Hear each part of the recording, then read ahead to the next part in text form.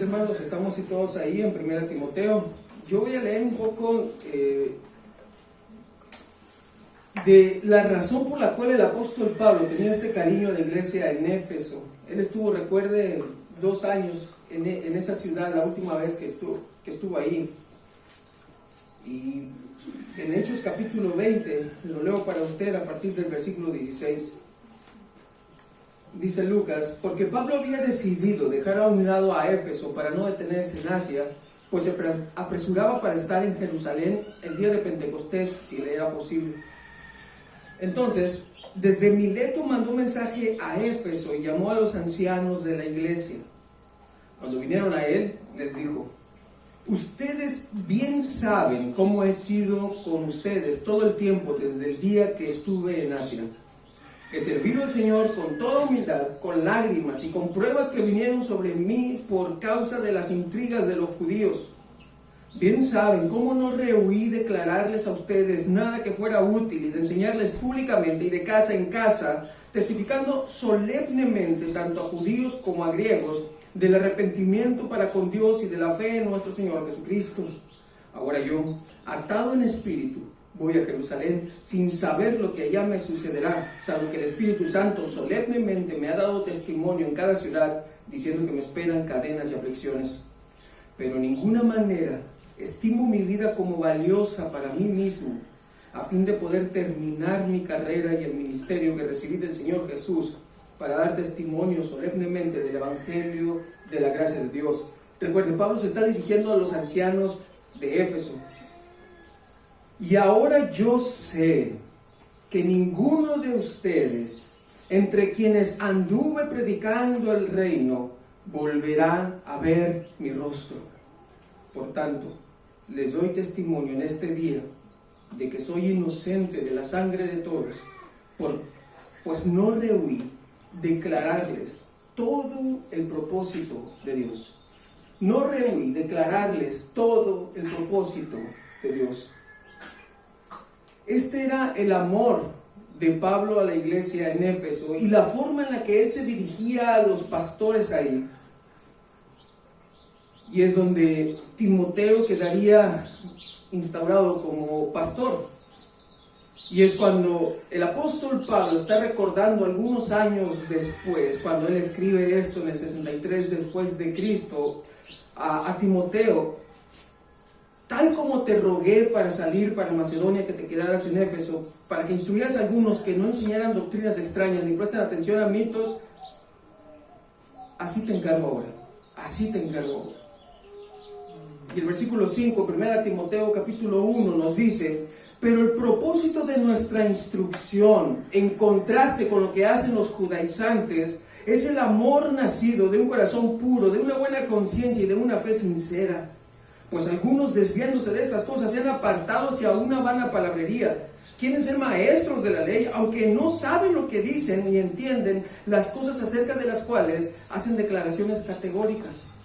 Pero nosotros sabemos que la ley es buena si uno la usa legítimamente.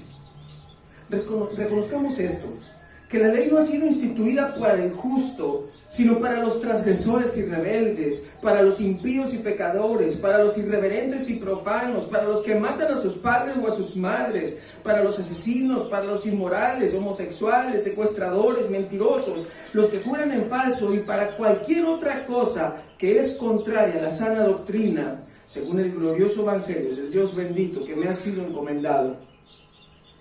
Pablo era movido en este corazón pastoral y por su amor hacia los efesios, y a tal grado que deja aquí a su campeón, ¿no? Aquel a quien, como a Tito, pero todavía más a Timoteo, llamar a su hijo en la fe, a quien podría mandar con los corintios reconociendo que tenía un amor sincero por la iglesia, y lo deja aquí en Éfeso para que él directamente trate los asuntos que aquí están ocurriendo. Los judaizantes en esta iglesia están pervirtiendo el evangelio, hermanos. Piensan que es más importante la palabra dada por Dios que el Dios que dio la palabra. Piensan que la ley que Dios ha dado es Dios mismo en lugar del Dios que la dio. Entonces Pablo está diciendo ¿cómo es nuestra instrucción? ¿Y cómo nos distinguimos al seguirla? Estábamos viendo entonces la fe práctica de un buen ministro. Eso es lo que estamos estudiando. La fe práctica de un buen ministro, la cual se deja ver entre los versículos 3 al 11. Vemos la fe práctica de un buen ministro, tanto de Pablo como de Timoteo. Miramos en los versículos del 3 y 4 que el buen ministro ejerce la fe, que yo les mostraba. La fe puede ser utilizada en 3 sentidos diferentes. Aquí en el versículo del 3 al 4 se nos muestra la fe como el acto de creer, de mantener la convicción. En los versículos del 5 al 8 que miraremos ahora nos muestra la fe como la salvación. Tengo fe, es decir, tengo la salvación. Y en los versículos del 9 al 11 estaremos viendo también que la fe puede ser vista como la enseñanza, como la doctrina. Así que Pablo ya nos ha mostrado la implicación aquí que un buen ministro ejerce la fe. Pero ahora veamos, como segundo punto en lo que continuamos viendo esta sección, que un buen ministro no solamente ejerce la fe, recibe la fe. Un buen ministro recibe la fe. Así que para ello, vayamos al Señor en oración. Padre, nosotros rogamos, Señor, por su Espíritu Santo, que usted nos ayude a encarar este texto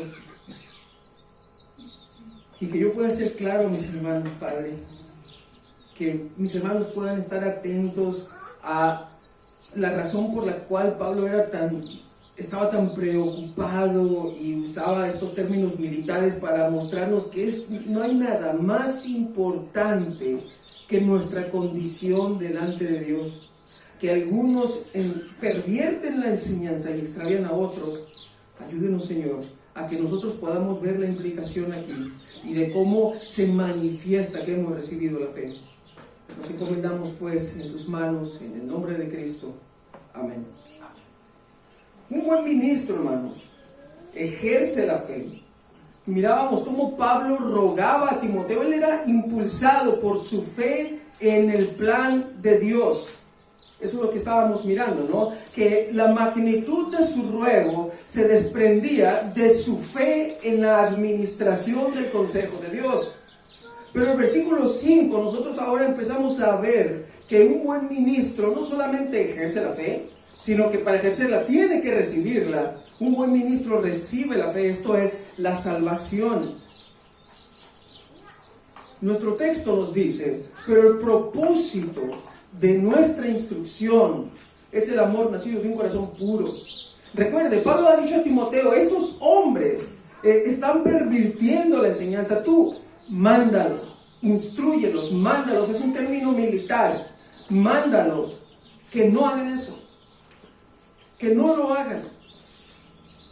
No enseñen doctrinas extrañas, no presten atención a mitos y genealogías interminables, lo cual da lugar a discusiones inútiles. Timoteo, tú debes prestar atención a que esto no suceda. De hecho, por esa razón me inclino a pensar que de las 3 formas de referirse al ministerio pastoral, Pablo va a decir a Timoteo, el que anhela obispado, la idea de un protector, de un apologista, alguien que está defendiendo la fe, alguien que es precavido y está observando el error. Porque Pablo está diciendo, hay unos hombres que están entrando y que están metiendo el error a la iglesia. Pero ¿cómo se distingue un buen ministro de un mal ministro? Pablo dice, nuestro propósito, el propósito de la instrucción que nosotros tenemos, es el amor. Y aquí el amor se está haciendo referencia a aquel amor que no puede ser experimentado naturalmente por nosotros los seres humanos. He de empezar con la conclusión de este pensamiento. La finalidad del mandamiento que ha recibido Timoteo, es decir, aquí en el versículo 3, así se vuelve a repetir otra vez, instrucción, tanto en el versículo 3 como en el versículo 5, usted lo puede notar, es la misma palabra, es que las personas sean capaces de experimentar el amor ágape. Es decir, cuando nosotros somos fieles a la instrucción de Dios, es decir, tanto a la forma de entregar, de transmitir la instrucción, como la instrucción misma, es decir, su palabra. El resultado de eso es que las personas amen a Dios y conozcan el amor de Dios. Este amor al que se hace referencia aquí es el amor ágape, el amor que Dios ha ejemplificado en la persona de Cristo. No es otro tipo de amor como eros, como filos, sino es el amor que proviene de Dios y por el cual su Espíritu Santo nos capacita a su iglesia para manifestarlo unos a otros. Entiéndase entonces la salvación. El amor está totalmente relacionado con ella. Este amor sacrificial es el que Dios ejemplificó en la persona de Cristo. Por lo tanto, si podemos experimentar este amor es porque tenemos la salvación. Debemos tener muy presente la profundidad del término griego aquí. No puedo sentir el amor de Dios sin ser salvo. Pero cuando he experimentado el amor de Dios al escuchar el Evangelio y reconocer mis pecados y ver que de tal forma me ha amado que entregó a su Hijo, ahí cuando verdaderamente experimento el amor de Dios, también tengo la salvación. Además, esta instrucción, recuerda, es un grado militar. Recuerda que se usan algunas palabras aquí en esta epístola que Pablo no usa en las epístolas generales. La razón es porque Pablo está hablando a un pastor. Él se está dirigiendo en términos categóricos, está siendo absoluto. Él quiere que Timoteo pueda acatar las órdenes como un soldado. Por eso diría también en su segunda carta a Timoteo, en el capítulo 2, versículo 4, sufre penalidades conmigo. Es curioso que nuestra traducción aquí escribe nuestra instrucción. El propósito de nuestra instrucción, tanto de Pablo como de Timoteo. Aunque esto no se encuentra en el griego, es una buena aplicación e interpretación del pasaje. Sufre penalidades conmigo como un buen soldado de Cristo Jesús. El soldado en servicio activo no se enreda en los negocios de la vida diaria, a fin de poder agradar al que lo reclutó como soldado. Vea esto. Ahora sí que ambos eran soldados del amor, ¿no? Porque tanto Pablo como Timoteo quieren acatar las órdenes al pie de la letra como si de un militar se tratara. Pero ojo, no debemos dejarnos engañar por la frialdad que eso puede comunicar, porque el propósito es el amor. Ahora no estoy diciendo que sus trajes de camuflaje sean rosas, ¿no? Pero sí que ellos van a ser celosos, van a ser directos y amorosos al mismo tiempo. No podemos separar, mis amados hermanos, la doctrina del amor, como los legalistas aquí pretenden hacerlo. Pero este amor, vivimos en una cultura que ahora levanta las relaciones interpersonales, ¿cierto? Ahora se pone más énfasis en el compañerismo, en lo que hacemos como iglesia, en lugar de la doctrina de Dios. Y los que están de aquel bando dicen, no, es que eso es legalismo, se centran en la pura doctrina. Pero el amor procede de la doctrina. No sabríamos lo que es el amor si no tuviéramos la doctrina, es decir, la enseñanza. Son inseparables, hermanos. Debemos andar en amor y en verdad, como se mencionaba hace un momento. Entonces, la pregunta es, ¿por qué es correcto entonces pensar que el amor aquí es una referencia a la salvación? Porque inclusive, hermanos, el amor es un motivante a la santidad. Amar a Dios nos impulsa a obedecerle. Amar a Dios nos impulsa a amar más a los hombres que han sido creados a su imagen y semejanza. De hecho, Jesús sintetizó los 10 mandamientos, usted lo recuerda, en 2 mandamientos principales. Amarás a tu Dios y amarás a tu prójimo. Incluso fue Pablo quien dijo a los Corintios, en 1 Corintios capítulo 13, versículos del 8 al 11, el amor nunca deja de ser. Pero si hay dones de profecía, se acabarán. Si hay lenguas, cesarán. Si hay conocimiento, se acabarán. Porque en parte conocemos y en parte profetizamos, pero cuando venga lo perfecto, lo incompleto se acabará. Cuando yo era niño, hablaba como niño, pensaba como niño, razonaba como niño, pero cuando llegué a ser hombre, dejé las cosas de niño. Aún esta cosa, ¿sabe qué? Llegará el día en que la iglesia de Cristo no necesite la fe. ¿Cuándo? Cuando Cristo esté frente a su presencia. Cuando estemos frente a Cristo, hermanos, no necesitaremos la fe. No necesitaremos la Biblia. Solo entonces, hay algunos que parece que Cristo ya vino en ese sentido, ¿no? Pero es solamente hasta entonces que esto no es necesario, porque a quien apuntaban es a quien tendremos frente a nosotros.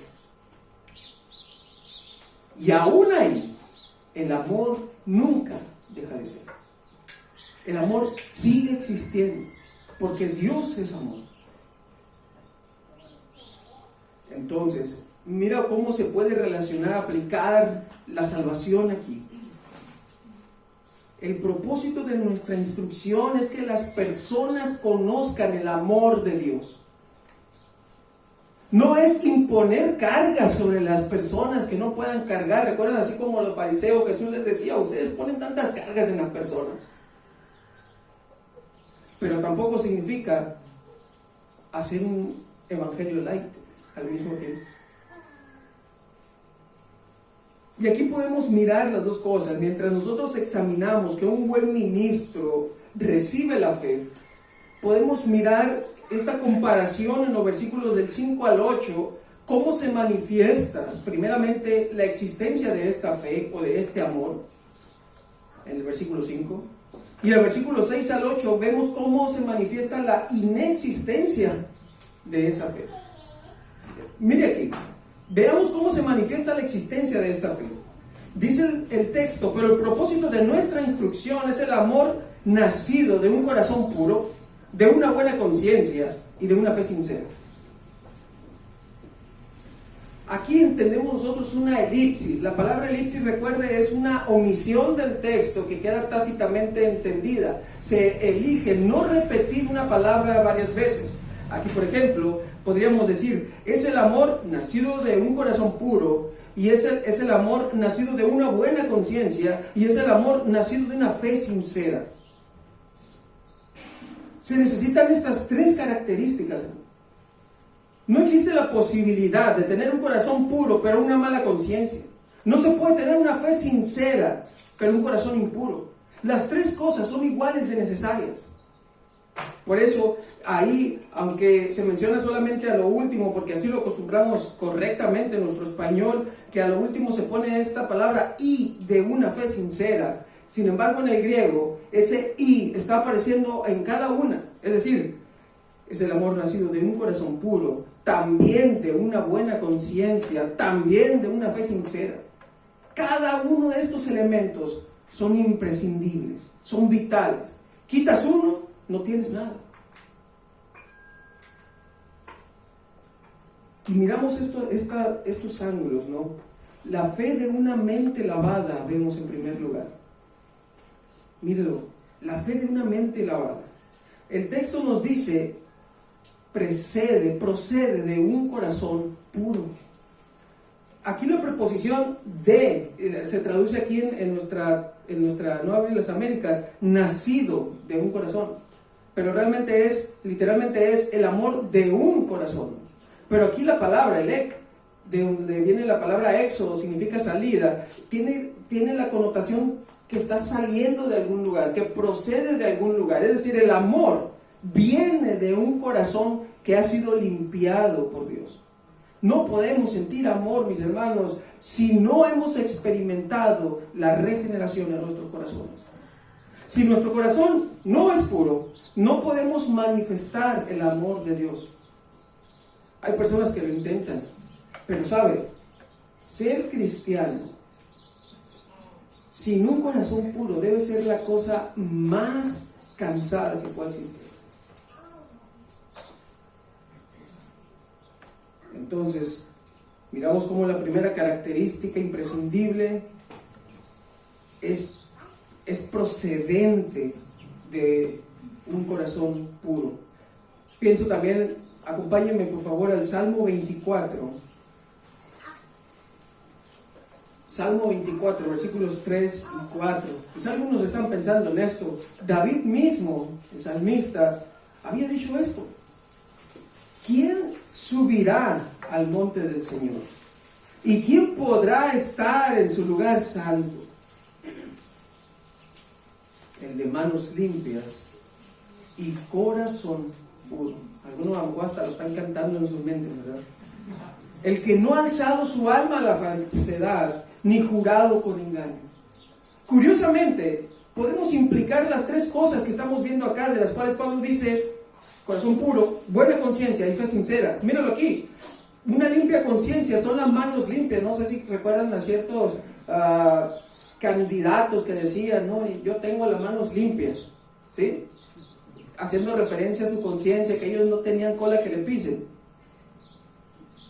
Y no quiero hablar de cosas tristes ahorita. Y el corazón puro es dicho exactamente de la misma manera. Y una fe sincera, que no es hipócrita, es una convicción que es evidente por las obras. El texto dice: no ha alzado su alma a la falsedad ni jurado con engaño. Mira, es lo mismo, estamos viendo lo mismo. El salmista está siendo traído el recuerdo por la intención pastoral de Pablo de motivar a otro joven pastor a ser fiel en el ministerio.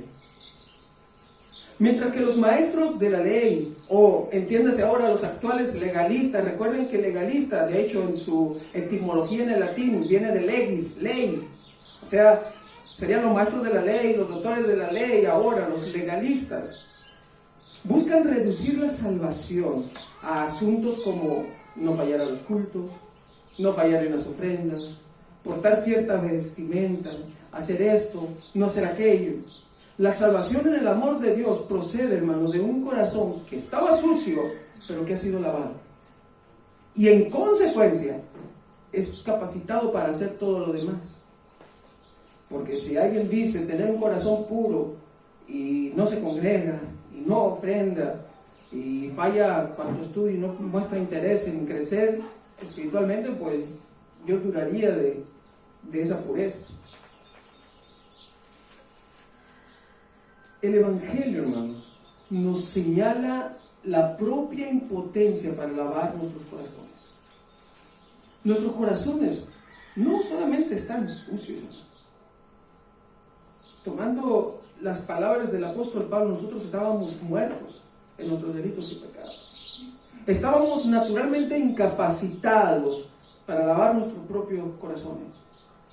¿Un muerto puede lavar? Ahora yo tengo una tía muy querida que le gusta lavar mucho, ya no va a poder hacerlo. Así que, hermanos, nuestros corazones puros no son puros porque nosotros los hemos limpiado, sino son corazones lavados por la gloria del Evangelio. El reconocimiento de nuestras culpas, de nuestros pecados, traídos delante de Dios, y Él, cuando nosotros estábamos como el publicano que estaba lejos del templo, que no quería alzar aún su vista al cielo, sino que golpeaba su pecho diciendo: soy pecador, sé propicio a mí, ten misericordia de mí, Señor, porque yo soy pecador, a diferencia de aquel religioso que se la pasaba adorándose a sí mismo. Solo el que reconoce la suciedad de su corazón podrá experimentar el lavamiento que Dios ofrece. Pero el legalismo, estos hombres que se pierden en los mitos y genealogías interminables, pretenden lavar sus propios corazones a través de las obras. Eso es terrible. Y este corazón no tiene nada más la idea de algo de donde proceden nuestros sentimientos o algo por el estilo, sino que se usa intercambiablemente en la Biblia para referirse a la mente, al ser interior, a veces espíritu. Se está refiriendo a lo que nosotros somos, hermano, a lo que nos define por dentro, a la parte inmaterial que nos define. Entonces solo un corazón regenerado es capaz de recibir y manifestar el amor de Dios. Él regenera el corazón capacitándolo para amar a Dios y amar a los unos a los otros. Y vemos también la fe de una mente eximida. Mire, la segunda parte nos dice de una buena conciencia. Es una mente eximida. Eximida significa que no tiene culpas, que ha sido justificada. Recuerde que aquí debemos entender el también el amor procede de una buena conciencia. Está equiparando las características al mismo nivel, tanto el corazón puro como la buena conciencia. Si nuestra conciencia está siempre acusándonos, debemos examinar nuestros corazones. La conciencia de la que hablamos es aquella de la que Pablo habla también respecto a la humanidad en general, cuando dice en Romanos 2, 14 y 15, porque cuando los gentiles que no tienen la ley cumplen por instinto los dictados de la ley, ellos no teniendo la ley son una ley para sí mismos, porque muestran la obra de la ley escrita en sus corazones, su conciencia dando testimonio y sus pensamientos acusándolos unas veces y otras defendiéndolos. No podemos huir, hermano, de la conciencia. Es lo más básico que Dios nos ha dado. Sabemos que hacemos mal cuando lo hacemos. Aún el peor inconverso, ¿no?, que no quiere reconocer nada, siente culpa. Entonces, esta buena conciencia significa que está funcionando excelente nuestro conocimiento perfecto, curiosamente, porque la palabra de la que compone conciencia habla sobre un conocimiento perfecto, algo a lo que no se le necesita añadir más nada. Hermano, ¿quién puede conocerle de entre los hombres y las mujeres? ¿Quién puede conocerle a usted mejor que usted mismo? Podemos separarnos entre la semana, no vernos. Y ahí en la intimidad o en un lugar donde solamente está usted se conoce más que lo conocen sus hermanos en Cristo. Por eso nuestra conciencia puede acusarnos o defendernos. Pero otra vez, un corazón que ha sido lavado genera por consecuencia una conciencia que no siente culpa. A veces, y esta es una estrategia de Satanás, nosotros no nos creemos el perdón de Dios. A veces nosotros pensamos, este pecado excede a la gracia de Dios, cuando no hay pecado que sea más grande que la gracia de Dios, cuando hay verdadero arrepentimiento. Y a veces nosotros somos perseguidos por culpas de pecados que hemos entregado a Dios, pero que no hemos soltado por completo. Otras veces hay personas que son bastante fáciles de entregar la culpa, pero seguir teniendo el mismo pecado. Pero esa es otra historia. Entonces, nuestra conciencia debe estar bien lubricada, debe estar funcionando bien. Es algo que siempre está excelente. Cuando sentimos culpa de algo, hermanos, son culpas reales. Porque si yo puedo hacer el bien y me detengo de hacerlo, el Espíritu Santo, quien obra en mi conciencia, me está diciendo, pudiste haber hecho eso. ¿Lo has sentido o solamente yo? Pudiste haber hecho eso y no lo hiciste. Y nos hablamos de tú, nuestra conciencia, ¿verdad? Es donde más confianza tenemos. Y es donde mejor podemos exhortarnos si tenemos la instrucción de Dios. Y en el fondo siempre sabemos, mis hermanos, cuando hacemos o no la voluntad de Dios. Alguien que sabe lo que es y no oculta sus pecados, es de lo que estamos hablando aquí. Alguien que ha confesado sus pecados y se ha apartado de ellos. Alguien que en un tono humilde y agradecido puede mirar sus manos y sorprenderse de que el Señor las mantiene limpias. Por eso el salmista decía, el de manos limpias. Aquel que sus pecados no le pasan factura condenatoria. Si bien es cierto, las consecuencias temporales de nuestros pecados nos van a seguir. Sin embargo, la satisfacción de entender el perdón de Dios nos ayuda a comprender que esas culpas, si bien pueden traer efectos temporales, no eternos. Eternos no. podemos descansar en que verdaderamente Dios ha perdonado nuestros pecados si los hemos confesado, si nos hemos arrepentido, si los hemos abandonado. El corazón que ha sido regenerado recibe una conciencia libre de culpas. Si tienes culpas, hermano, examina tu corazón. Porque de tal forma que si el corazón no ha sido regenerado, aunque se acalle la conciencia, aunque nosotros como ahora los psicólogos, ¿no?, tratan de decir que tu culpa no es una culpa real, es algo que te ha impuesto la sociedad. Pero yo me pregunto, ¿no? Nunca es culpa de uno, siempre es culpa de los demás. Pero cuando esos vienen, no es culpa de ellos, es culpa del otro que había venido antes, ¿no? Pero son culpas reales, de pecados reales, que han ofendido a un Dios real. Así que, si nosotros hemos sido regenerados en nuestro corazón, podemos descansar en que verdaderamente Cristo pagó el precio. Él ha pagado el precio. No se suele hablar mucho acerca de la ascensión de Cristo. Cristo resucitó y ascendió al Padre. El hecho de que Él ascendiera de abajo para arriba, porque nunca falta que crean que ascendió, que se fue lejos, ¿no? Ascender es de abajo para arriba, ir al cielo, a ir al trono del Padre. Él está intercediendo por nosotros. Su perdón hacia nosotros, hermanos, su perdón no solamente es perfecto, sino que también es continuo. Es continuo. Asimismo, nuestro arrepentimiento. Y esta fe, también lo vemos, la fe de una mente devota. Porque nuestro texto dice que procede de una buena conciencia y también procede de una fe sincera.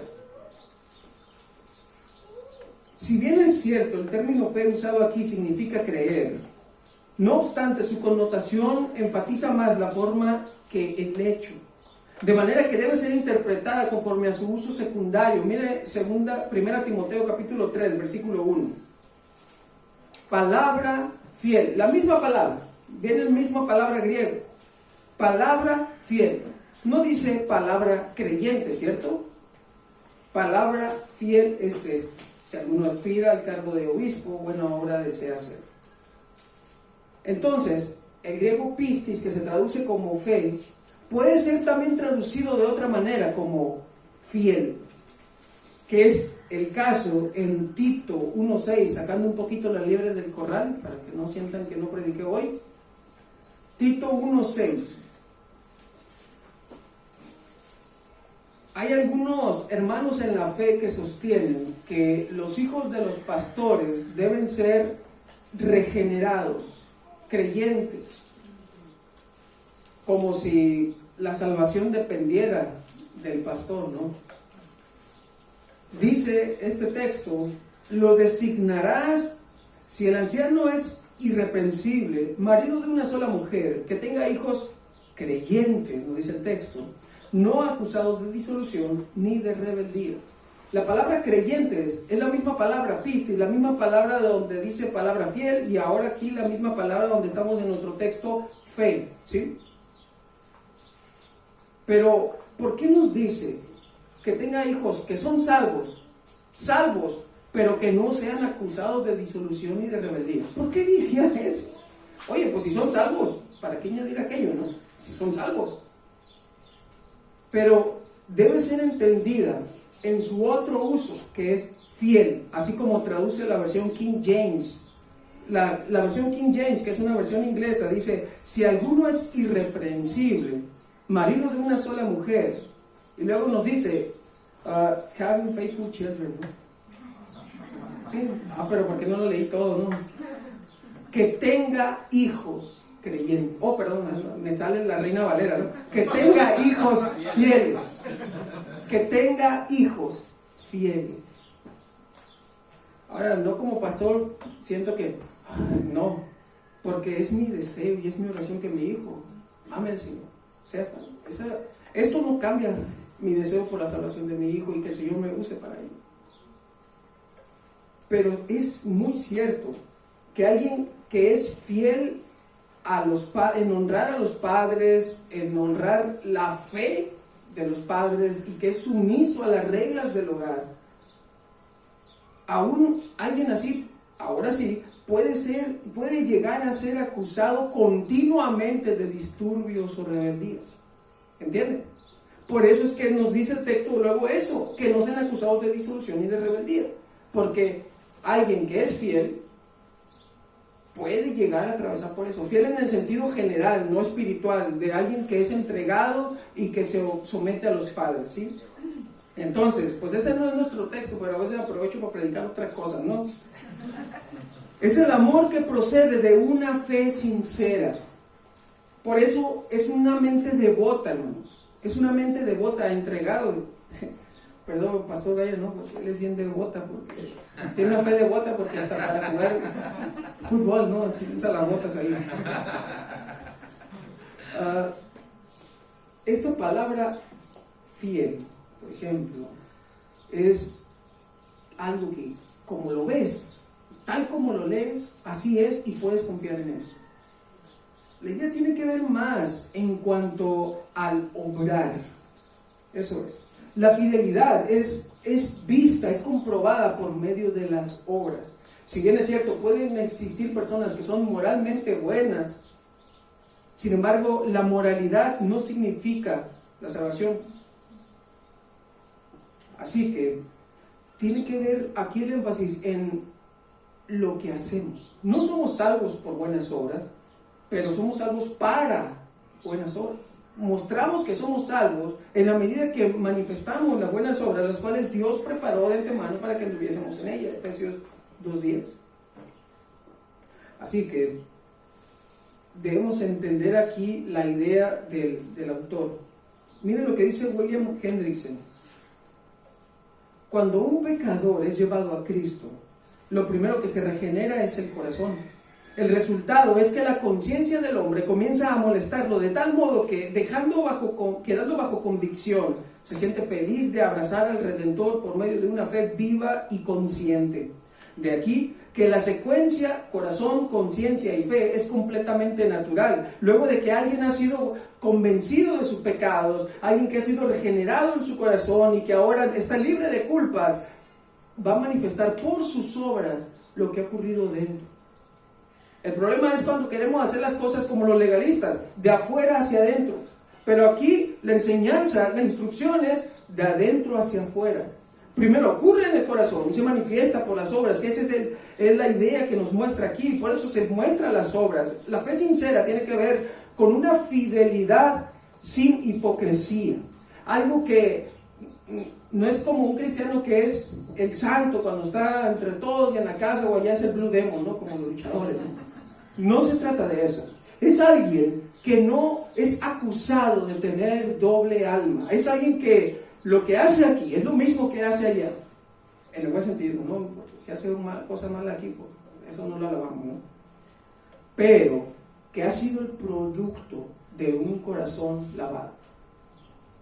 Porque estas personas de las cuales están atacando a la iglesia, ellos tienen un énfasis en las obras, pero solamente en las obras. Solamente en las obras. William Hendrickson comenta diciendo, además, es claramente evidente por qué el apóstol declara que estas tres, y en ese orden, dan origen al amor. Entendemos que el propósito del mandamiento, de la enseñanza fiel, de la sana doctrina, es el amor, y eso genera un corazón salvado, ¿no? No obstante, tenemos que ser claros en esto. Nuestra sociedad, recuerda, está elevando más el amor fraternal, no el amor de Dios. Personas que, mira, Cristo te ama, bueno, vamos a ser amigos todos, aquí nos amamos mucho, aquí la doctrina divide, no, pero aquí es el amor, lo que importa. No puede existir amor sin doctrina. Si enfatizamos la doctrina, al mismo tiempo estamos enfatizando el amor. Claro que a veces erramos, hermanos, tratando de enfatizar la doctrina sin amor, y venimos a convertirnos en los mismos legalistas de los que Pablo está advirtiendo aquí. Pero no podemos amar sin la doctrina. No podemos amar si Dios no nos dice cómo debemos amar. Así es como se manifiesta la existencia de esta fe.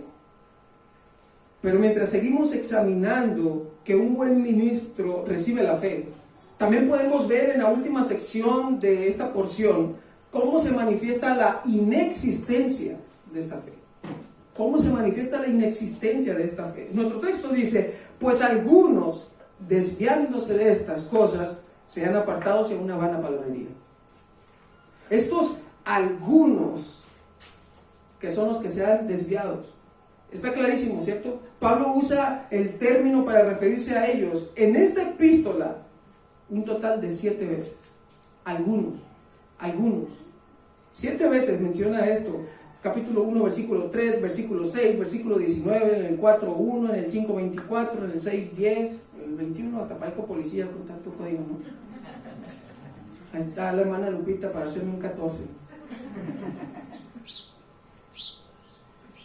7 veces se menciona algunos. Esto es importante, hermano. No todos son falsos maestros. No todos son judaizantes. Timoteo podía quedarse en Éfeso porque no todo en el ministerio son malas noticias. A veces hay 1 o 2 hermanos ahí que, por cierto que no, aquí no tenemos de eso, no, pero que híjole, uno está orando por ellos, pero son tan tercos, ¿no? Uno les brinda la mano y se la arrancan. Digo, me han platicado, ¿no? Yo no sé. Pero son minoría. Y Timoteo seguiría fiel este consejo de Pablo, porque de hecho, en 2 Timoteo, la segunda epístola que Pablo escribe a Timoteo, ya no se menciona algunos, ya no se menciona. La minoría fue aplacada o excomulgada y todos seguían en sana doctrina. Por eso la carta a Éfeso, recuerda en Apocalipsis capítulo 2, el mensaje de las 7 iglesias, Éfeso estaba perdiendo su primer amor, pero Éfeso había experimentado ese amor. Tuvo a Pablo, tuvo a Timoteo. Ellos habían conocido la verdad, habían disfrutado la bendición de tener obispos quienes estaban sobrevolando, vigilando como superintendentes, protegiendo al rebaño del error, a tal grado de llegar a una iglesia que, si bien ninguna iglesia es perfecta, podía experimentar la tranquilidad de la protección de Dios y de la sana doctrina. Podemos observar entonces cómo los maestros legalistas en Éfeso manifiestan la inexistencia de esta fe, es decir, de esta fe, de este amor o de la salvación. Hay 3 características a lo largo de esta última porción que nos muestran eso. En primer lugar, su vista está desenfocada. Su vista está desenfocada. Miren lo que dice el texto. Pues algunos desviándose de estas cosas. La palabra desviándose tiene la idea de alguien que está con el arco, no sé cómo será la cultura. Está con el arco y está mirando a la diana, o sea, ese círculo con la bolita para aplastarle, ¿no? Tengo mucho por cierto que no disparo con arco por si me falla, ¿no? Pero él dice, no quiero dar al blanco. A ver, quiero tirar a la pared. Es alguien que su mira no está fijada en el blanco. Etimológicamente, en su raíz, esta palabra pudiera parecer muy similar a la misma palabra de la que proviene pecado, que es errar al blanco. Pero aquí la idea es, no está apuntando al blanco. Y en consecuencia, hermano, no le va a dar. No solamente no están apuntando al blanco, sino que por encima de eso, además, tienen la mala suerte de tener buena puntería. Es decir, no como yo, que a veces le apunto otra cosa para darle al blanco, hablando literalmente, hermano, no. Ellos tienen buena puntería y tiran fuera del blanco. Por eso dice desviándose. Ellos, su propósito inicial fue malo desde el principio. Ellos entraron a la fe, ellos estaban mirando, oh, bueno, si yo entrar aquí, sería un buen recurso para la iglesia, ¿verdad? Ellos estaban mal desde el principio. Su mira no estaba puesta en las cosas que debía estar. Ellos miraban a la ley, pero no miraban el blanco que Dios ha puesto en la ley. Ellos miraban más, la ley es buena, hay que tomar la ley y hacerle culto, deificar la ley y hacer la ley su Dios por encima del Dios que dio la ley. Estos eran los legalistas, estos eran los fariseos, estos eran los maestros o doctores de la ley. Para ellos hay objetivos que han encontrado más atractivos que el mismo blanco de la diana. Las instrucciones de la sana doctrina nunca estuvieron en su mira. Las descartaron desde el principio. William MacDonald dice: la expresión desviándose puede significar que habían apuntado mal. Es indudable, no se trataba de que estos hombres hubiesen intentado alcanzar esa cosa, ni siquiera intentaron hacer eso.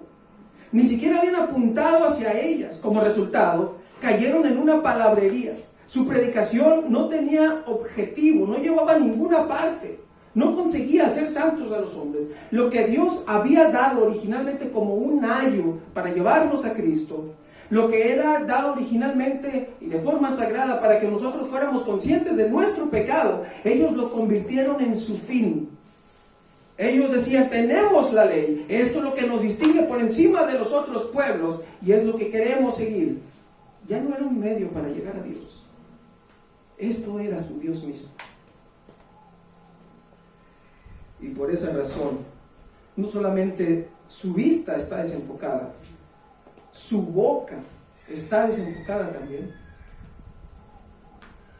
Recuerden, tristemente estos hombres con una mira desviada a voluntad, además han tenido la mala suerte de contar con buena puntería. No solamente apuntaron fuera de la diana, sino que pegaron afuera de la diana. El resultado de su mala puntería, de su desvío, es que ellos han caído, se han apartado, se han alejado a una vana palabrería. Ellos no están en el corazón de la ley. Tienen la ley, pero ellos están muy lejos de ella. Ellos están parloteando. Ellos pueden decir cosas y pueden decir cosas muy buenas y hasta que pueden parecer atractivas, pero son vacías, vanas, no tienen valor, no producen salvación, porque no son el evangelio. Asimismo, ahora los judíos mesiánicos, quienes presuponen seguir a Cristo sin soltar todas aquellas cosas de las cuales Pablo decía, son basura. Las estimo como pérdida. ¿Recuerda eso? Acompáñame por favor a Filipenses capítulo 3, versículos 4 al 7. Filipenses 3, versículos 4 al 7. El apóstol Pablo dice: aunque yo mismo podría confiar también en la carne, si alguno otro quiere tener motivo para confiar en la carne, yo más. Circuncidado a los 8 días de nacer, del linaje de Israel, de la tribu de Benjamín, hebreo de hebreos, en cuanto a la ley, fariseo, en cuanto al celo, perseguidor de la iglesia, en cuanto a la justicia de la ley, hallado irreprensible. Pero todo lo que para mí era ganancia, lo he estimado como estiércol por amor a Cristo. Él utilizó bien el medio para mirar el fin. Él no se quedó contemplando la carretera, sino que llegó a su destino. Mientras que estos hombres se pierden en todas esas cosas. ¡Ay, circuncidado al 8º día! ¡Ah, eras fariseo! ¡Ah, tu maestro fue Gamaliel, el tremendo! Han caído en palabrerías, hermano. Pueden decir muchas cosas, pero al final no dicen nada. Así como cierto hombre que sale en las mañanas, pero no voy a decir quién es. Su meta está desenfocada.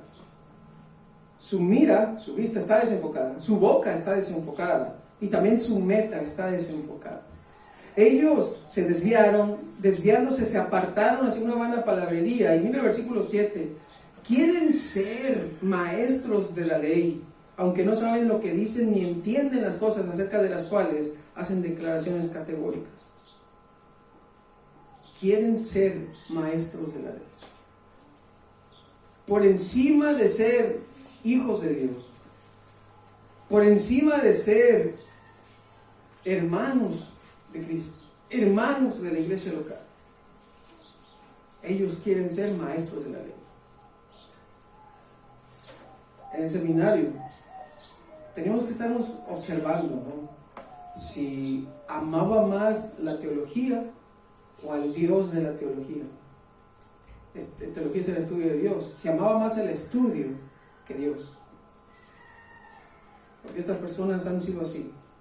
Estas personas aman más la iglesia en un sentido abstracto, es decir, a los preceptos que han sido dados en lugar del Cristo que la ha libertado y que es su esposo. Ellos quieren, esa voluntad de ellos los inclina a hacer eso. Ellos no son víctimas inocentes. Ellos no pueden decir, ay, ¿cómo llegué a convertirme en esto? Ellos hicieron lo que quisieron hacer. Ellos no se niegan a sí mismos, ni se someten en el fondo al señorío de aquel a quien ellos llamaban Adonai, Señor. Dicen tener celo por Dios, pero solo tienen celo por sí mismos. Ellos querían sentirse relacionados con aquellos hombres, como en Lucas 5:17, que se aliaban los fariseos y estos maestros o doctores de la ley, o como el famoso Gamaliel, maestro de Pablo, Saulo de Tarso, Hechos 5:34. Ellos querían ser como estos hombres. Ellos preferían la virtud del aplauso humano que la gracia de Dios. Todos ellos cerraron su corazón al espíritu de la ley. Ellos redujeron el pacto a algo que puede tocarse en lugar de vivir en comunión con el Dios del pacto. Nuestra sección, hermanos, aquí termina con la idea de que ellos no eran conscientes de la profundidad de la enseñanza que la ley contiene. Ellos decididamente, por su voluntad, están haciendo lo que hacen, pero cuando dicen cualquier cosa acerca de la ley, o aún en nuestro tiempo, cualquier cosa acerca de la Biblia, pero no tienen un corazón regenerado, pero no tienen una buena conciencia, pero no tienen una fe sincera, cuando dicen todas esas cosas, no son conscientes, no alcanzan a entender la profundidad de las palabras que están diciendo. Y eso mismo hacían también los fariseos, los escribas, los saduceos. Acompáñenme a Marcos capítulo 7, versículos del 1 hasta que me detenga.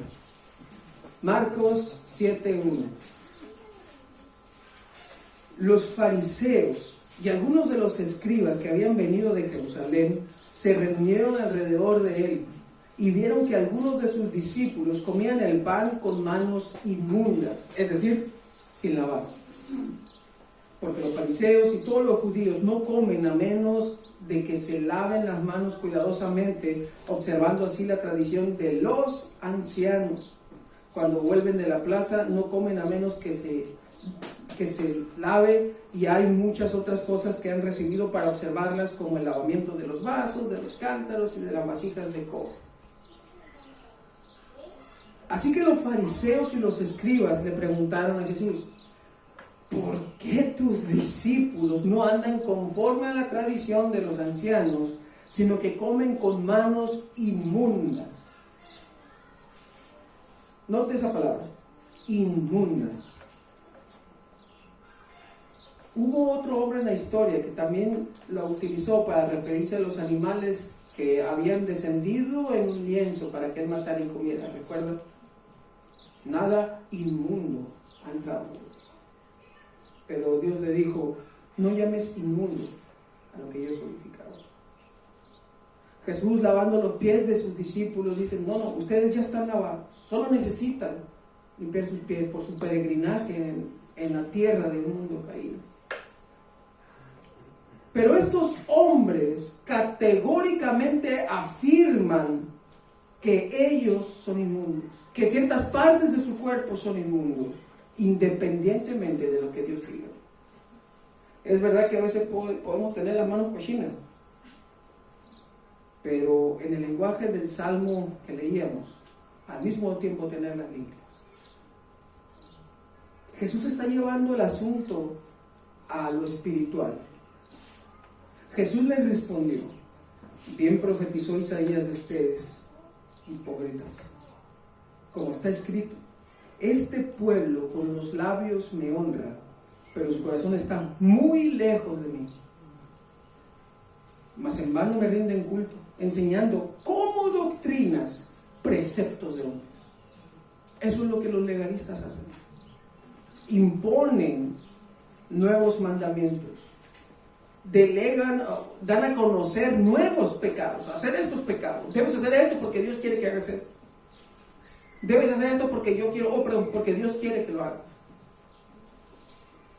Y el texto dice: dejando el mandamiento de Dios, ustedes se aferran a la tradición de los hombres.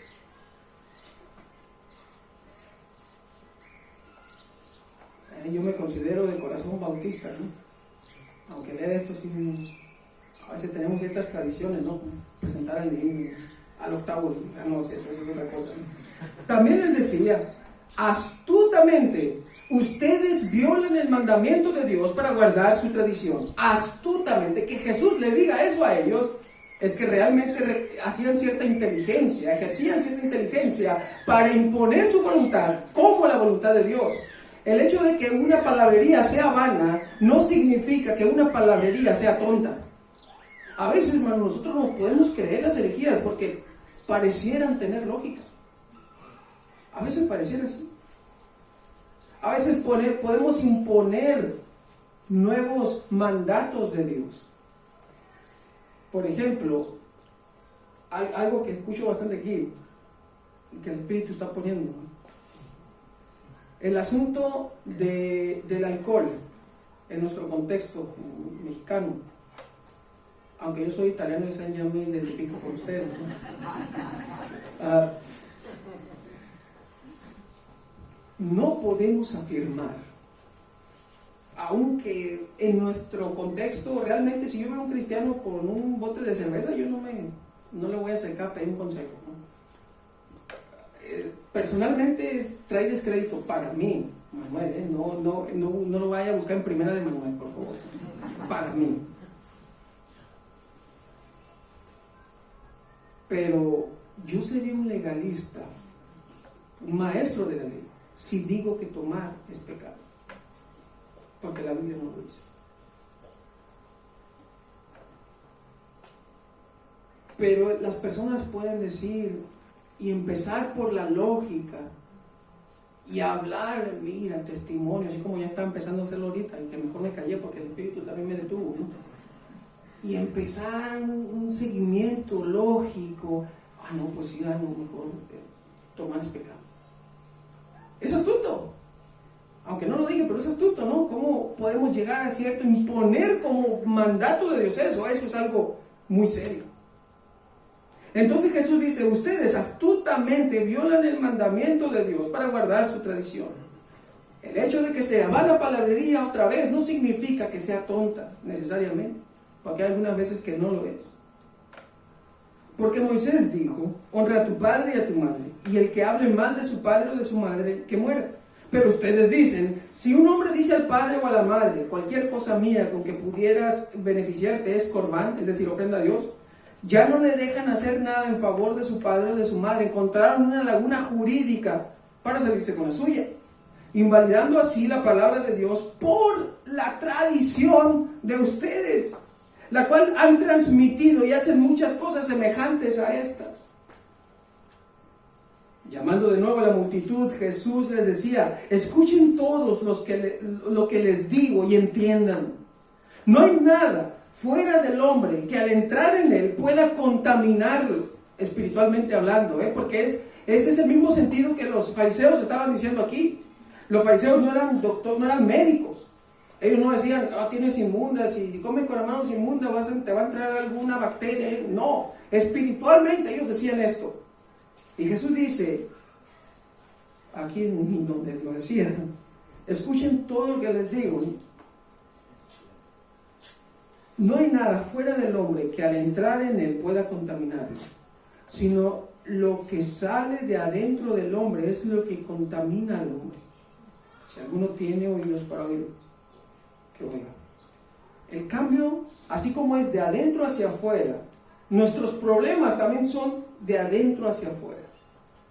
Las personas pueden venir a consejería porque tienen ciertos problemas de ira, de celos, de megalomanía, ¿no? Se creen los princesos del mundo y piensan que se va a atender solamente ese problema. Pero no, eso es un efecto, es un síntoma de la enfermedad que está dentro del corazón. El corazón es lo que tiene que ser arreglado. Y en consecuencia, la megalomanía va a desaparecer. Cuando Jesús dejó a la multitud y entró en casa, mire esto, sus discípulos, quienes recuerden, estaban versados hasta cierto punto, algunos más, otros menos, en la ley de Moisés, porque eran judíos, tenían que hacerlo. Sus discípulos le preguntaron acerca de la parábola. Y mire lo que Jesús les dice. ¿También ustedes son faltos de entendimiento? Les dijo, ¿no comprenden? Así como Pablo está diciendo aquí, ellos no son conscientes del significado de las palabras que usan. Ellos raspan solamente la superficie de la inescrutable sabiduría de Dios. Ellos cuando toman mandamientos por encima no entienden toda la profundidad de ese mandamiento. Por eso Jesús les decía, oísteis que fue dicho, discúlpenme, sale Reina Valera, ¿no? A los antiguos, no matarás. Pero yo les digo, él no estaba trayendo una nueva interpretación, hermanos. Él estaba diciéndoles lo que realmente significaba eso. Si te enojas contra tu hermano, serás expuesto al infierno. Podemos matar de pensamiento. Habla sobre el adulterio. Y él dice, cualquiera que mira a una mujer para codiciar. Él está llevando el asunto al corazón. Pero ellos, hermanos, rasgan la superficie, reducen todas las obras y no son conscientes de la trascendencia de los mandatos de la ley. Por supuesto, la ley no salva a nadie, pero nos hace ver nuestro pecado. Por eso Dios la dio. Aunque los adoradores de la ley imponían sus tradiciones astutamente, no obstante, eran faltos de entendimiento. Ellos afirmaban categóricamente. Ellos decían, hacer esto es pecado, tus manos son inmundas. Y no tenían idea de lo que la ley en verdad decía. Guy King dice respecto a la ley: las 3 lecciones que la ley nos enseña son: debiéramos, no hemos, no podemos. La ley nos dice lo que debiéramos hacer, nos muestra que no lo hemos hecho y que tampoco podemos hacer. ¿Quién ha cumplido perfectamente la ley, mis hermosos hermanos? Y lo hizo por ustedes. Lo hizo por ustedes. La justicia de Cristo fue imputada a nosotros y nuestro pecado fue cargado a Cristo en esa cruz. Estas declaraciones categóricas denotan la intensidad del énfasis con que algo se enseña. Y los judaizantes, ellos eran duros al decir estas cosas. Eran duros. Los falsos maestros imponen su opinión, pero Pablo también usa esta palabra para exhortar a Tito a que enseñe con ese énfasis, pero la palabra fiel. Es decir, ellos usando la ley, ellos hacen afirmaciones categóricas, pero no entienden.